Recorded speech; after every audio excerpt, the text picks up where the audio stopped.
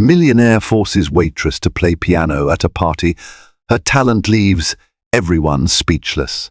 They say opportunity knocks when we least expect it, except sometimes. It arrives with a menacing grin and a command to perform. Mia Sullivan, a struggling waitress at the illustrious Bridgewater estate, never dreamed she would face such a moment. When the estate's millionaire owner, James Lockhart, demands she play the grand piano at his opulent party, no one expects anything more than a cheap spectacle at her expense. But behind Mia's calloused hands and tired eyes lies a hidden gift that will leave everyone at the party speechless. Tonight, under glittering chandeliers and watchful eyes, Mia's life is about to change forever. Mia Sullivan was used to juggling trays in dimly lit restaurants and dusty diners, but nothing prepared her for Bridgewater Estate. The sprawling mansion stood behind tall iron gates at the edge of a pristine lake. Stories circulated around town. This was the home of James Lockhart, a mysterious millionaire who had risen from relative obscurity to unimaginable wealth in just a few years. The rumor mill churned with tales of cutthroat deals, lavish parties, and a personality as cold as the marble floors in his grand foyer. Mia first encountered Bridgewater Estate on a stormy Thursday afternoon. She'd just finished a shift at a cramped cafe in downtown Exeter, her apron soaked from spilled coffee, her morale even more drenched than her uniform. The bus had broken down, forcing her to walk home along a winding country road. Rain pelted her shoulders, thunder rumbled in the distance, and she realized with a sinking heart that she had forgotten her umbrella in the cafe's back closet. Headlights pierced the gloom. A sleek, black sedan pulled up beside her. The passenger window slid down to reveal a man in a tailored suit, his expression unreadable. He was older, late 40s, perhaps yet with a regal bearing that suggested authority. Mia wasn't one to accept rides from strangers, but the storm had soaked her to the bone. Even so, she stepped back warily. "Need a lift?" he asked, voice echoing over the din of the storm. She hesitated, but the chill in her bones convinced her otherwise. "Yes, thank you." The stranger opened the door. It was only once she settled inside, water dripping from her hair onto the leather seats, that she noticed the embroidered initials J.L. on the driver's cuff. James Lockhart, the man who owned half the county or so, people said, sat calmly, exuding a sense of control that made Mia's heart flutter. Rumors described him as aloof, temperamental, even cruel, but in that moment he was her savior from the storm. He asked a few polite questions where she worked, where she was headed. Mia answered, mindful to reveal little. She told him her name, that she waitressed at multiple places around town. She omitted her side gigs, cleaning offices and occasionally playing old show tunes at a rundown lounge for tips. Despite her caution, something about Lockhart's piercing gaze made her believe he knew more than she was telling.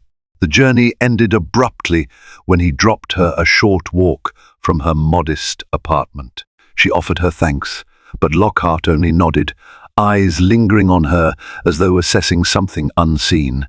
The sedan disappeared into the storm, leaving Mia with a new enigma, a ride from James Lockhart himself. A week later, Mia was scraping by on tips at the cafe when a well-dressed woman walked in. The woman introduced herself as Victoria Whitley, an assistant to Mr. Lockhart. With crisp efficiency, she offered Mia a temporary contract to serve at the next grand event at Bridgewater Estate. The pay was generous, more than Mia typically made in a month. The woman's tone conveyed that this was less an offer than a directive. Refusing would be unwise. Mia said yes, without hesitation. She needed the money. There was no denying the desperation that strangled her finances. Her mother's medical bills lingered, rent soared, and her younger sister needed new school supplies. If Lockhart's people wanted her to waitress at a fancy party, so be it. The only question that haunted her, why her, On the night of the party, Mia arrived by taxi, stepping out onto a circular driveway lined with ornate lanterns. She wore a crisp white shirt, black slacks, and shoes polished to a dull gleam. The mansion was lit like a fairy tale castle, but the hush around it felt ominous. Footmen in immaculate suits directed her inside, where she joined a small army of servers, receiving last-minute instructions from a stern-faced man named Adam Foley, the estate's head of staff. "Everything must be perfect," Foley barked. "Mr. Lockhart has important guests. You drop a single glass or forget a single hors d'oeuvre, you're done." His gaze zeroed in on Mia, recalling her face from a picture Victoria had shown him. "Keep your wits about you." The main hall dazzled with golden chandeliers and polished marble floors. Guests began trickling in, wearing designer gowns and tailored tuxedos. Mia moved among them like a ghost, unseen unless needed. She balanced trays of champagne flutes, weaving around clusters of socialites discussing stock portfolios and rumored acquisitions. She overheard mentions of names like Rachel Henderson, a prominent art dealer, and Donovan Riley, a reclusive venture capitalist. Their presence testified to Lockhart's considerable sway. Somewhere in the swirl, she caught sight of James Lockhart himself, towering near a fireplace, speaking to a group of admirers. He wore a midnight blue suit that seemed cut from the night sky, and though he was surrounded by people, there was a cold detachment in his demeanor. His eyes, like shards of onyx, swept across the room. For a fleeting instant, their gazes met. A chill ran through Mia. She sensed that he remembered their encounter in the rain. How could he forget? She also sensed that her presence here was not a coincidence. Hours passed in a blur of clinking glasses and hushed conversations. Mia's feet ached, but she pressed on, determined to earn every cent. Then, unexpectedly, the party's energy shifted. The chatter simmered into a pregnant silence. A hush fell as James Lockhart strode to the center of the room, lifting a hand for attention. "Friends, colleagues, esteemed guests," he began, "your presence makes this evening exceptional, but I'd like to add a special touch. We have among our staff tonight a waitress who has another hidden talent, Mia Sullivan." Her name echoed in the hush, and a prickle of alarm shot through her. She was in the midst of pouring wine into crystal goblets when all eyes turned her way. Heart-pounding, Mia set down the bottle and forced a neutral expression. There had to be some mistake. Lockhart's gaze locked onto hers. "Mia," he said, beckoning her forward. "Come here, please." She stepped forward, confusion roiling inside her.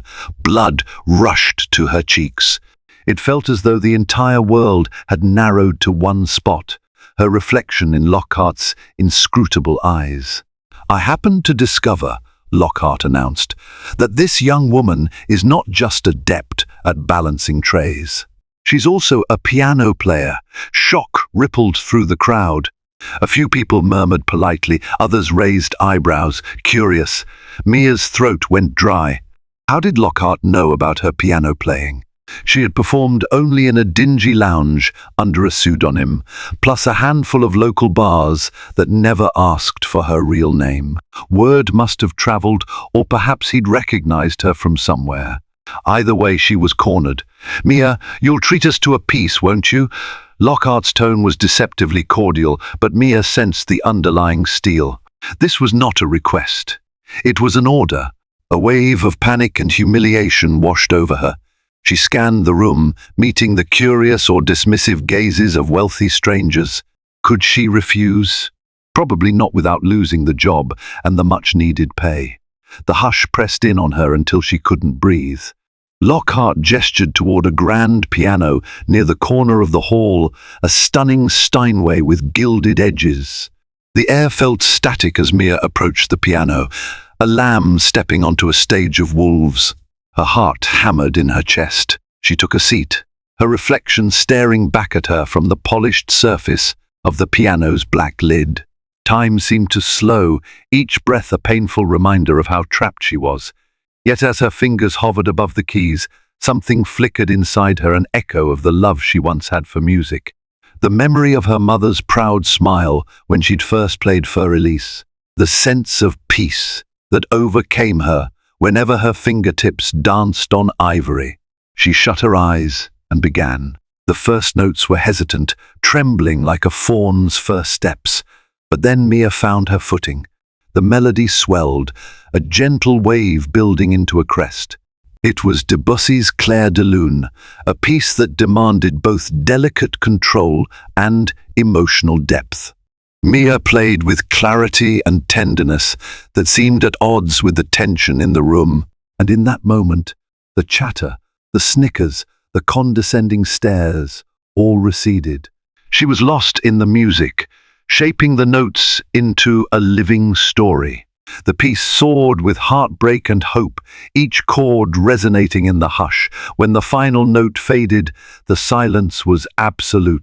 Mia's eyes opened to see jaws slack, glasses suspended in midair. Every guest looked stunned, as though a hidden wonder of the world had just revealed itself. Applause erupted, thunderous and unrestrained. For an instant, Mia basked in it. Then a glance at James Lockhart's face reminded her that she was still at his mercy. He alone had orchestrated this spectacle. She wondered if her performance had earned his approval, or if this was merely the prologue to something more dangerous. The applause crescendoed, and then conversations resumed with an electric buzz. Mia felt dizzy, as though she had stepped off a cliff. She left the piano, nodding politely at the compliments that rushed her way. Some guests reached out to shake her hand or express astonishment. "Stunning," said one. "Marvelous," said another.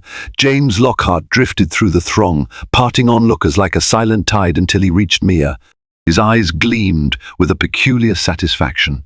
"I see I was right," he said quietly. "You have real talent." Mia swallowed her fear. "Thank you for the opportunity, sir," she managed, unsure if it was gratitude or resentment that laced her words. Lockhart studied her for a moment, as if reading a puzzle.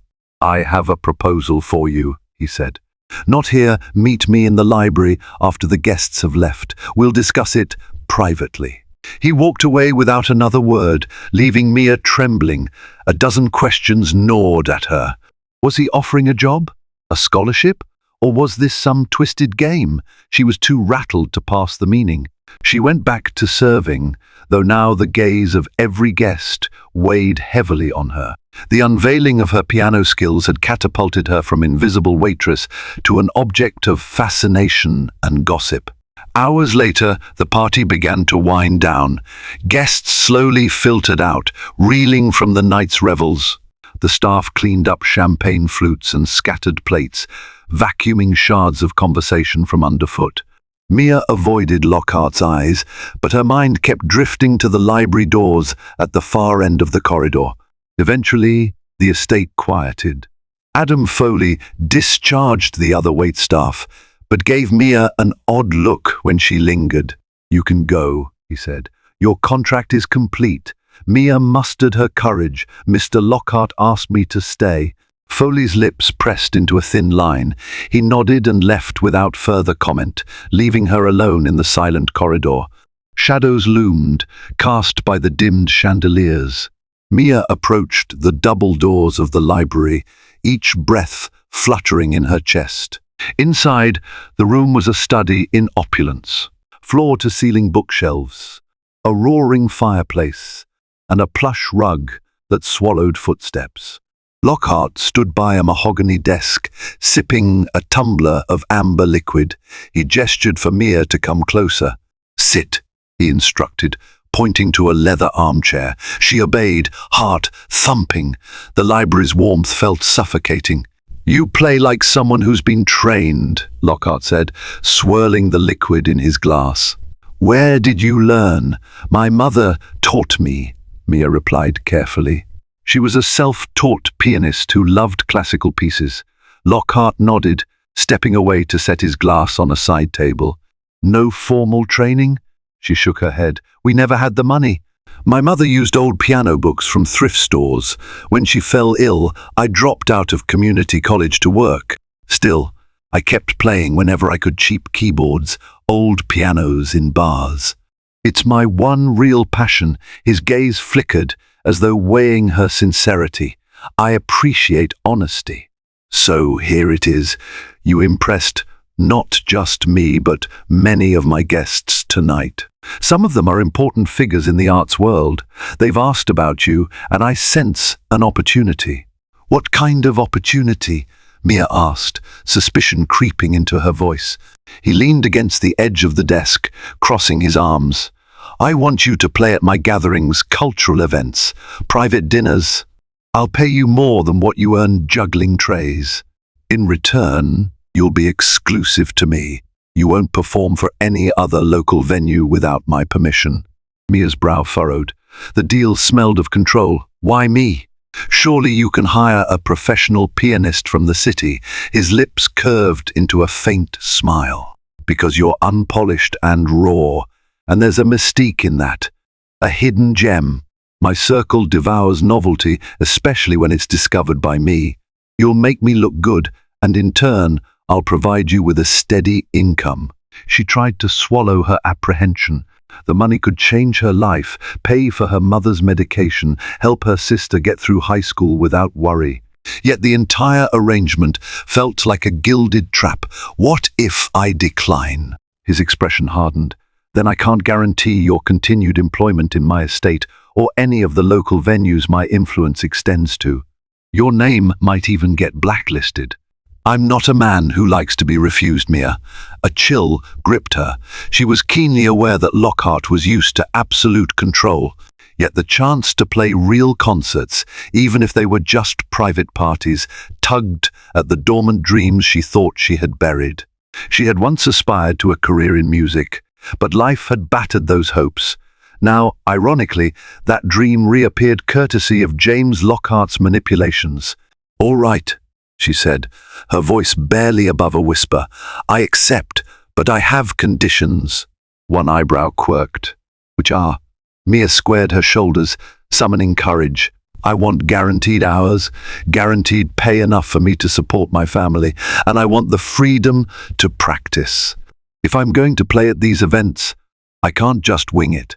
Lockhart studied her, faint amusement lighting his eyes. "Very well, we'll put it in writing. But remember, Mia, once you step into my world, the line between freedom and obligation can blur quickly." She nodded, feeling as though she'd just sold a piece of her soul. The following weeks were a whirlwind.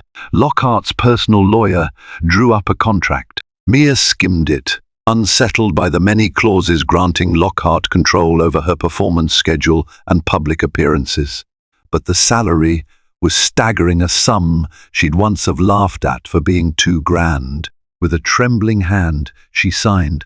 Lockhart wasted no time. He announced a small cultural soiree to be held at Bridgewater Estate the next month. Influencers in art, business, and philanthropy would attend. Mia was to be the star performer. His staff cleared out a sunlit corner room on the second floor, installing a baby grand piano. That was her practice space. Whenever she wasn't practicing, she was to help with minor housekeeping tasks. Lockhart claimed it was to maintain her humility, but she suspected he just liked having her under his thumb. As the event drew closer, Lockhart scheduled private sessions for Mia to play in front of him, offering critiques as though he were a connoisseur. Sometimes his feedback was blunt. "You missed a note in measure 28, or more legato there, less staccato."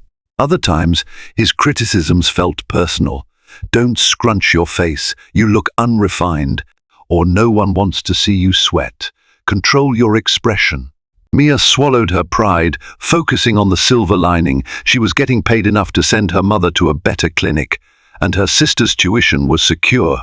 If she had to endure Lockhart's condescension, so be it, yet a knot tightened in her stomach each day.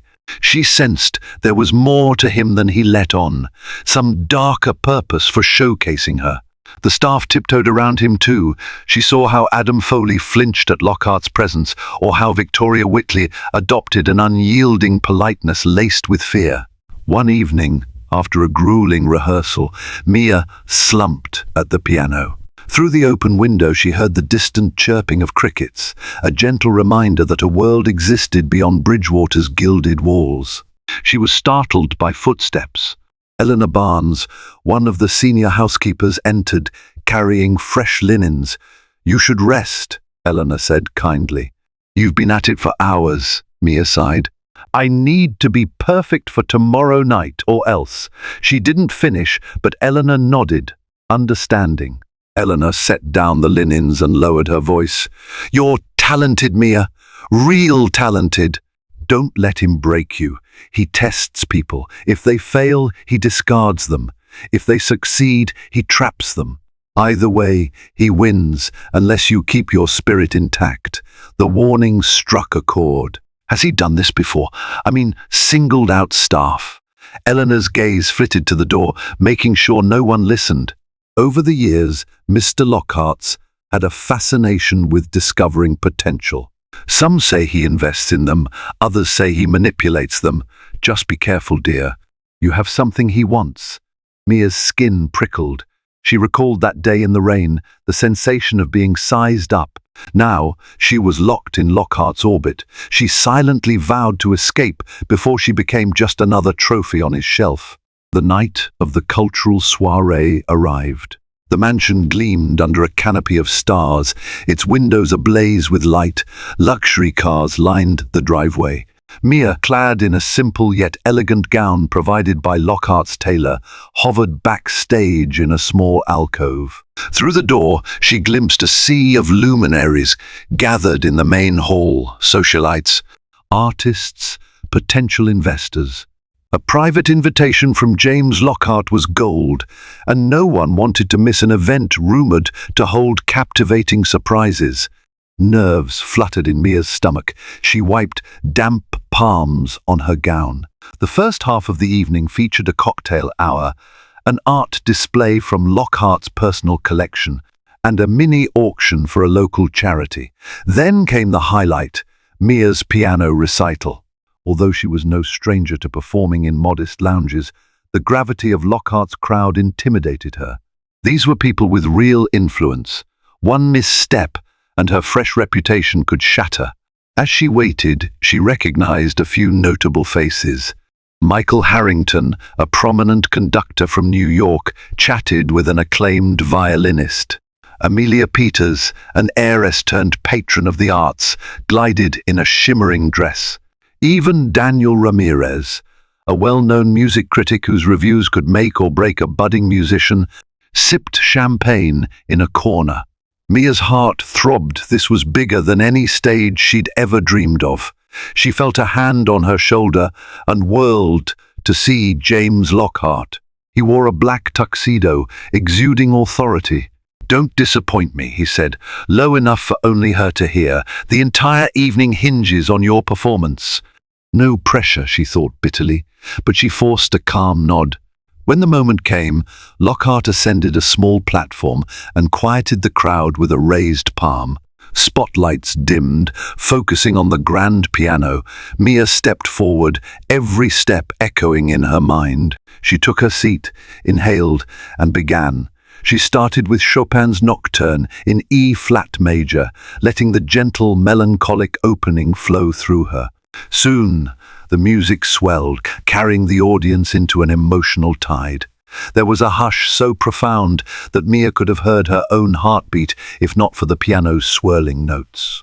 Next came an original composition, a soft, haunting melody she had created when her mother was first diagnosed, channeling hope and despair.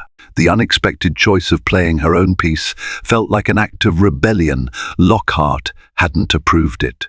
But something pushed her forward, a need to claim her own artistry.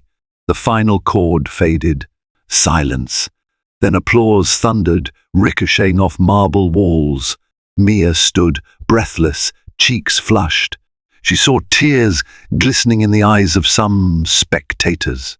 Even Daniel Ramirez, the stern critic, looked impressed. As the applause continued, Lockhart emerged with a placid smile. He gripped Mia's hand and raised it high, bathing in the reflected glory. The rest of the soiree was a blur of congratulations, business cards pressed into her hand, and the effusive praise of people who suddenly seemed desperate to know her. Mia glimpsed Lockhart speaking quietly with a circle of potential investors. She heard them mention her name. A flutter of unease gripped her. Was she to be paraded as an asset in Lockhart's next deal? Still, she couldn't help but revel in the moment. She was recognized for her talent, not just a waitress in a cheap uniform. Surrounded by a swirl of admirers, Mia found one pair of eyes that quietly stood apart. Rachel Henderson, an art dealer known for her eye for untapped genius. Rachel offered a subtle nod, a smile that seemed genuinely impressed, not merely opportunistic. For a short, shining moment, Mia felt hope. If she could navigate Lockhart's labyrinth, maybe she could carve out a path toward genuine artistry. The days following the soiree were both exhilarating and suffocating. Overnight, Mia Sullivan became a small sensation within Lockhart's circles. She received invitations from other estate owners to perform at intimate gatherings. A notable music director suggested an audition with his chamber orchestra. Even a local news outlet wanted to profile her. But each inquiry had to filter through Lockhart's office. That was the deal. Mia quickly discovered the labyrinthine nature of Lockhart's protection. If an invitation benefited his image or business deals, it was approved. If it risked overshadowing his own brand, it was quietly declined. He explained it with a condescending smile. "We must be strategic with your appearances, Mia. We can't dilute the impact." What stung most was that some of these declines were for legitimate artistic opportunities chances Mia would have jumped at.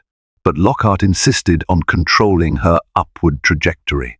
She felt like a gilded bird, fed luscious seeds but never allowed to fly freely. Meanwhile, her family situation improved. The new income allowed better care for her mother, who showed signs of recovery.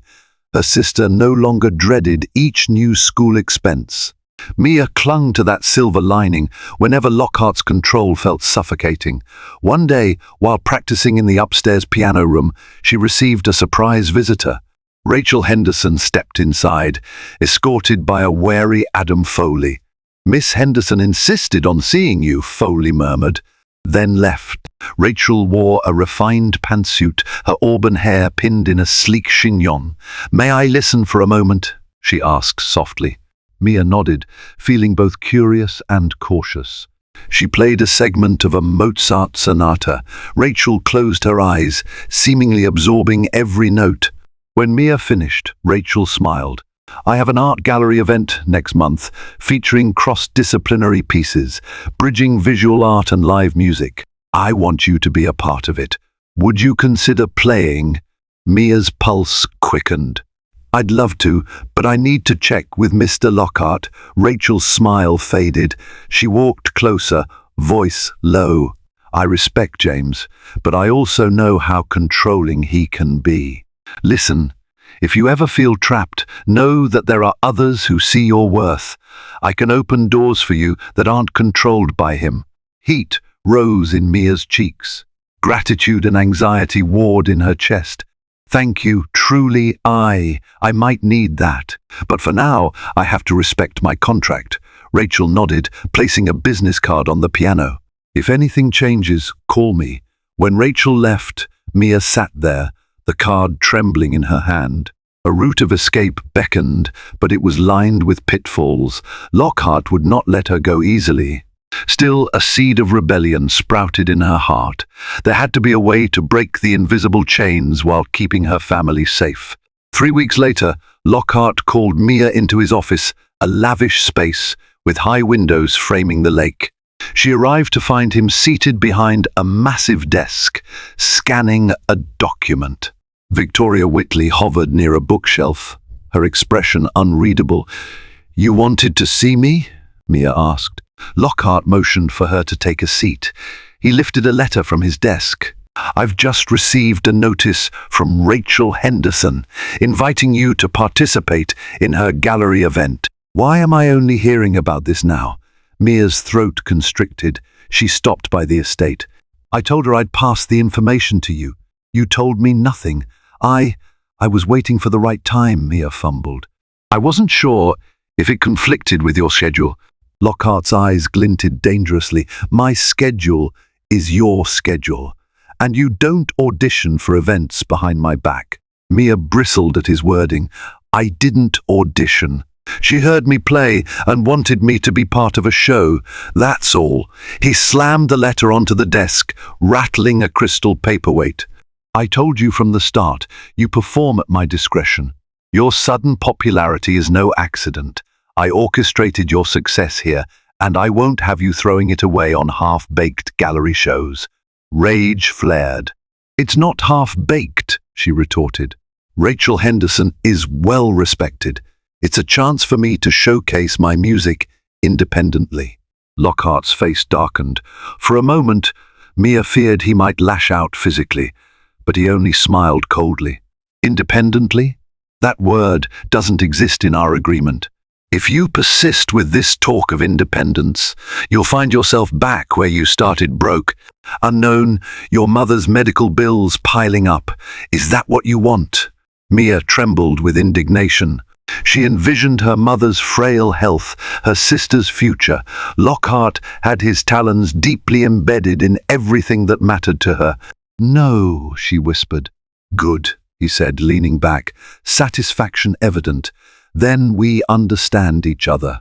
You'll politely decline Henderson's invitation and focus on your next performance at Bridgewater. I have some high-profile guests flying in." Victoria Whitley approached and handed Mia a typed letter. "This is the rejection notice," she said softly. "Sign it and I'll mail it to Miss Henderson." Mia felt nauseous. She grasped the pen, her fingers quivering. The pen hovered over the paper for a heartbeat that stretched into an eternity. With a sinking heart, she scrawled her name, feeling as though she'd sealed her own cell door. Lockhart rose, crossing to a window. "You're dismissed," he said, voice echoing with finality. Despite Lockhart's intimidation, a quiet rebellion grew within Mia. She stayed up late in the piano room, practicing not just the pieces Lockhart dictated, but also secret compositions of her own. She'd scribble them on scraps of paper tucked away in a shoebox.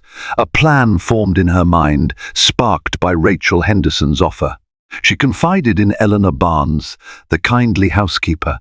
"I can't let him control my life forever," Mia whispered one night, as Eleanor folded linens. "But I can't just walk away without risking my family's well-being." Eleanor's wise eyes shone with empathy. "You need leverage, something that could make Lockhart back off. He holds you with your family's needs and your contract. You must find a way to ensure he can't ruin your reputation or finances if you leave." Mia nodded. "How, though?" A flicker of resolve tightened Eleanor's features. "There are rumors about Mr. Lockhart's business dealings. He's a man who thrives on secrets. If you find something that threatens his image, he might negotiate." The risk was enormous. Delving into Lockhart's private affairs could be like playing with fire. But Mia was cornered. A single misstep and Lockhart could crush her.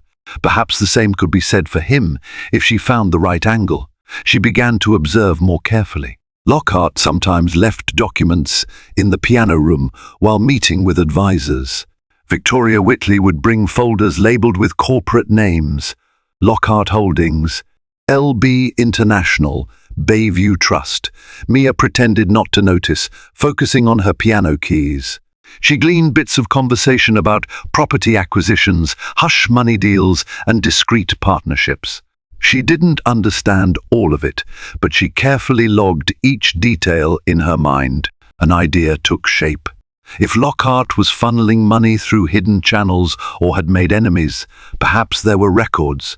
She thought of approaching Adam Foley or even Victoria, but both were too loyal or too frightened to help openly. Then she remembered a fleeting mention of one name, Matthew Blackwell, Lockhart's former accountant who had abruptly left the estate under mysterious circumstances. Mia made discreet inquiries among the staff. One gardener vaguely recalled Blackwell used to meet with Lockhart late at night in the study, then left in a hurry last year after a heated argument. No one had heard from him since. If anyone possessed knowledge that could challenge Lockhart's hold, it might be Blackwell. But how to find him? The staff refused to provide details, whether out of ignorance or fear. Mia thought about reaching out to Rachel Henderson. She was well connected and might have resources to locate someone. But she was also aware that any misstep could alert Lockhart. Her phone was likely monitored. Victoria Whitley, with her impeccable efficiency, would surely notice any suspicious activity. Still, Mia couldn't remain passive. Night after night, she spun scenarios in her mind, balancing the risk to her family against her suffocating reality. She thought of her mother's tired eyes and her sister's eager face. Could she subject them to an uncertain future because she hungered for artistic freedom? Yet the question remained, could she live with herself if she stayed under Lockhart's thumb forever? Lockhart announced yet another grand event this time, a fundraiser supposedly for an educational non-profit. He summoned Mia to the library to discuss her repertoire for the evening, but the conversation veered into dangerous territory. "I've heard murmurings," he said, swirling brandy in a crystal glass. "You've been talking to staff, asking about my business. Care to explain?" Mia's heart pounded. "I ask the staff things because I live here most of the time. I was just curious how everything works." A half-truth at best, delivered in a trembling voice. Lockhart's lips twitched in a semblance of a smile, but his eyes were flat. "You'd be well advised to keep your curiosity in check. Focus on your performance. This event is crucial. We'll have donors, politicians, even potential partners from overseas. I've instructed Victoria to coordinate your music choices. Stick to the approved set list. No deviations." Mia stiffened. "Of course, sir. Good." He took a sip of brandy. "You may leave." Walking away, Mia felt the noose tighten. Lockhart suspected her. She had to act soon, or her chance to break free would vanish. She only hoped Rachel Henderson could help. Under cover of darkness, Mia penned a letter, short and urgent. "Rachel, the first need your help. There's something I must find. An accountant named Matthew Blackwell. He worked for Lockhart, but left under strange circumstances. I believe he may have information that can free me. If you can locate him, please do. I'm at great risk, Mia." She sealed the letter and handed it to Eleanor, who promised to deliver it discreetly to one of Rachel's trusted aides. Mia prayed it wouldn't be intercepted. Every step felt like a precarious tightrope walk. The night of the fundraiser arrived with lavish fanfare. The mansion glimmered with lights, reflecting in the lake as if a second world floated beneath the water's surface. Mia wore an elegant sapphire gown, courtesy of Lockhart's tailor, feeling like a fragile doll. High-profile guests mingled, sipping expensive wine, discussing philanthropic ventures. A speech about the importance of arts education served as the event's moral veneer, but Mia suspected it was little more than a smokescreen for Lockhart's networking spree. When she took her seat at the grand piano, the hush fell again. She launched into Beethoven's Moonlight Sonata, weaving sorrow and longing through each note. The music was met with rapt attention. Next came a lively Rachmaninoff prelude, the complexity of the piece demonstrating her technical skill. Applause thundered. She glimpsed Lockhart in the front row, surrounded by donors, wearing a triumphant smile. But Mia had one more piece. Against Lockhart's explicit orders, she decided to deviate from the set list for her finale. She played an unnamed piece. She'd composed a bold, stirring piece that conveyed defiance, heartbreak, and desperate hope. In each crescendo, she poured her frustration at Lockhart's stranglehold. In each gentle passage, her longing to be free soared. Lockhart's eyes narrowed, but he couldn't stop her mid-performance without causing a scene. The audience was mesmerized. When the piece ended, applause shook the rafters. Some guests rose to their feet, demands for an encore swirling. Mia bowed, locking eyes with Lockhart. His face was inscrutable, but tension crackled in the air. Backstage, she exhaled shakily, expecting Lockhart's wrath any moment. But the night ended without confrontation. He stayed occupied with donors, closing deals or forging alliances. Mia suspected he was saving the anger for a private venue. Her suspicion was confirmed when Victoria Whitley found her after midnight. "He wants to see you in the study," Victoria said, her voice tight. Mia mustered her courage and followed. The study was dark, heavy drapes blocked moonlight. Lockhart stood by a low, burning fire, arms folded. His silhouette was menacing against the embers' glow. "You disobeyed me," he said quietly. "You changed the repertoire." Mia took a breath. "My piece was well received," he laughed, a short, humorless sound. "That's not the point. You tested me in front of my peers. I can't tolerate that." His voice cut like a blade, triggering a primal fear in Mia. Yet she stood her ground. "I'm not a machine you can program. You promised me artistic freedom." Lockhart's fury flared. He stalked closer, eyes gleaming with anger. "Artistic freedom? Don't be naive. I gave you an opportunity you would never have had otherwise. I placed you before the elite. Now you think you can defy me." Mia's voice wavered. "Why do you need to control me this much? It's not about the music, is it?" "It's about power." His laugh was cruel. "Everything is about power, Mia. And you, my dear, are dangerously close to losing your privileges. Perhaps you'd like to see how quickly your mother's new treatments end, or how fast your sister's tuition dries up." Tears blurred her vision. Fueled by terror and indignation, she opened her mouth to retort, but a knock on the door interrupted. Victoria Whitley entered, face pale. "Sir, you need to see this," she said, handing him a tablet. Lockhart snatched it, scanning the screen. His expression shifted from annoyance to alarm. "What is this nonsense?" he barked. Victoria swallowed hard. "It's all over social media, sir.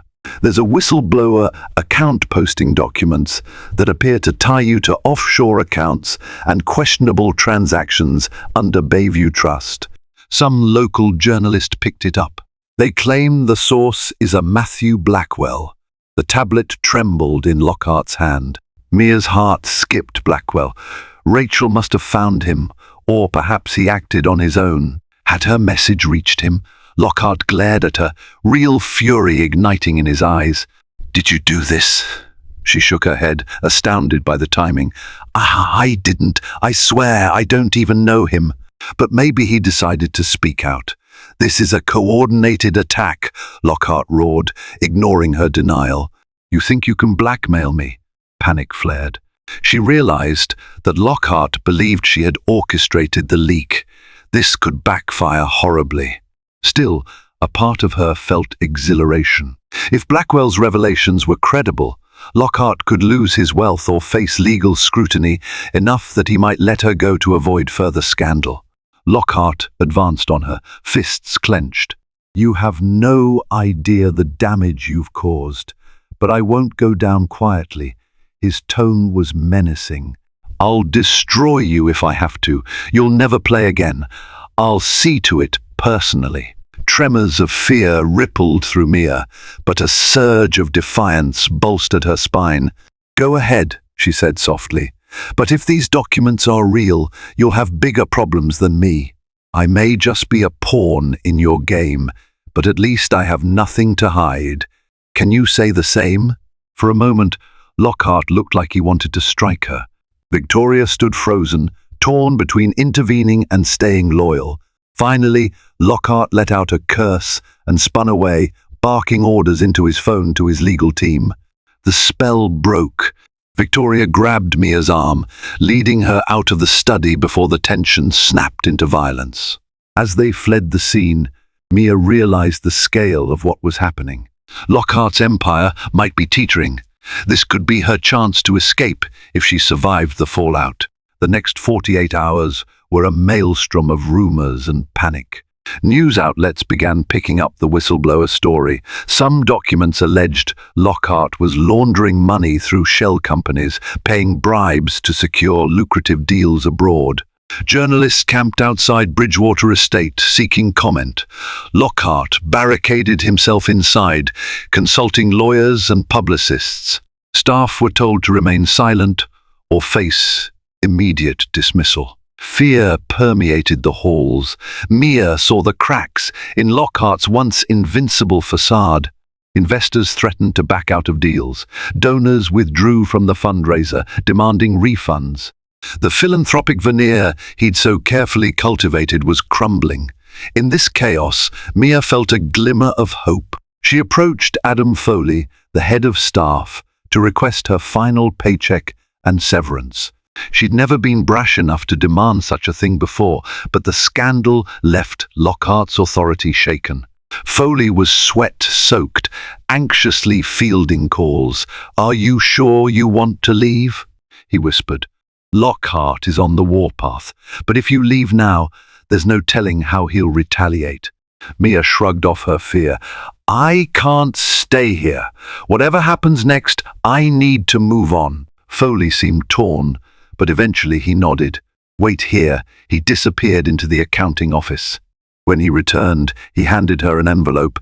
"This is your remaining pay." I added a small bonus unofficially. "It's the least I can do." Tears welled. "Thank you," Mia whispered. She gathered her few belongings, sheet music, a change of clothes, and the shoebox containing her compositions. She moved quietly toward the side exit. She feared Lockhart might appear, but the estate was in disarray. No one stopped her as she slipped outside, away from the grand corridors that had once mesmerized and imprisoned her. Outside the gates, a cool wind swept across her cheeks, carrying the scent of damp grass. Dawn light shimmered on the lake, the mansion's reflection rippling in the water. It looked fragile, as though a single stone could shatter its mirror image forever. Mia inhaled deeply, relief mingling with anxiety. She was free from Lockhart legally, perhaps not, but physically removed from his stronghold. The future was uncertain, but she felt a deep resonance within her soul. She'd reclaimed a piece of herself.